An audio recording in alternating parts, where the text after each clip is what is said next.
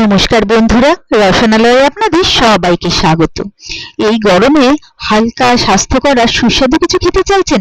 তাহলে আজকে বানিয়ে নিচ্ছি দই ওটস, শসা আর গাজর দিয়ে একদম সহজ ও টেস্টি স্টাইলে। খুব কম সময়ে তৈরি এই হেলদি রেসিপিটা ব্রেকফাস্ট বা লাইট মিলের জন্য অথবা যারা ডায়েট করছে তাদের জন্য কিন্তু একদম পারফেক্ট। তো এর জন্য প্রথমেই আমি নিয়ে নিয়েছি ওটস। এখানে আমি প্রায় 2.5 থেকে 3 টেবিল চামচ ওটস নিয়েছি।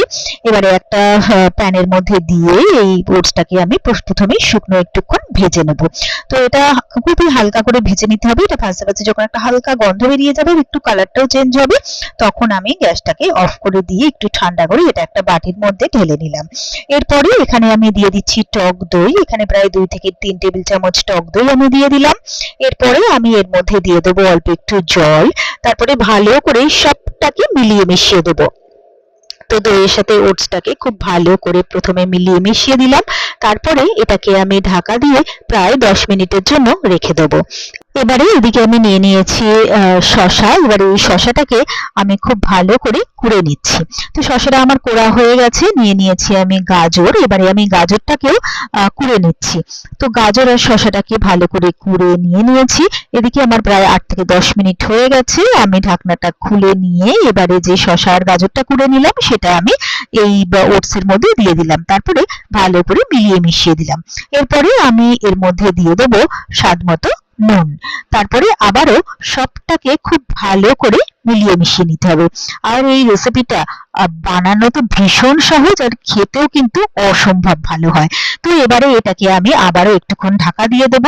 তবে এইভাবেও কিন্তু এটাকে খাওয়া যায়, এটাও কিন্তু খেতে ভীষণই সুন্দর হয়। তবে এটাকে আরো টেস্টি করার জন্য আমি গ্যাসের মধ্যে একটা তড়কা প্যান বসিয়ে দিয়েছি। তারপরে এর মধ্যে দিয়ে দিলাম তেল। তেলটা গরম হয়ে গেলে 1/2 চামচ সর্ষে, শুকনো লঙ্কা, 1/2 চামচ ছোলার ডাল আর 1/2 চামচ কারি পাতা দিয়ে এটাকে একটু ভেজে নিচ্ছি। তো সবটা ভাজা হয়ে গেলে বেশ একটা সুন্দর গন্ধ বেরিয়ে গেছে। গ্যাসটাকে অফ করে এই তরকাটাকে একটু ঠান্ডা করে নেব। তো তরকাটা ঠান্ডা হয়ে যাওয়ার পরে আমি ওটসের ঢাকনাটা খুলে নিলাম, নেড়েচেড়ে দিয়ে এবারে যে তরকাটা তৈরি করেছিলাম সেটা আমি এর মধ্যে দিয়ে দিলাম। এরপরে ভালো করে সবটাকে মিলিয়ে মিশিয়ে নিচ্ছি। তো সবটা ভালোভাবে মিলিয়ে মিশিয়ে নিয়ে এবারে একদম শেষে আমি দিয়ে দিচ্ছি ছোট ছোট করে কেটে রাখা স্ট্রবেরি। এটা খেতেও যেমন টেস্টি হবে আর দেখতেও কিন্তু ভীষণই ভালো লাগবে। তো ব্যাস তৈরি হয়ে গেল আমার খুব সহজে আর খুবই চটপট দারুণ টেস্টি দই ওটস। আর আমার এই রেসিপিটা যদি আপনাদেরও ভালো লেগে থাকে তাহলে আপনারাও বাড়িতে ঠিক এইভাবে একবার ট্রাই করে দেখবেন। ছোট থেকে বড় সবাই ভীষণ পছন্দ করবে। আর আমার রেসিপিগুলো যদি আপনাদের ভালো লেগে থাকে তাহলে প্লিজ আমার ভিডিওগুলোতে লাইক, কমেন্টস ও শেয়ার করবেন। আর আমার চ্যানেলটা যদি নতুন চেক করতে থাকেন তাহলে প্লিজ চ্যানেলটাকে সাবস্ক্রাইব করে পাশে থাকা বেল আইকনটা প্রেস করে দেবেন। আর আমার ফেসবুক পেজ আর ইনস্টাগ্রামটাকে প্লিজ ফলো করে নেবেন।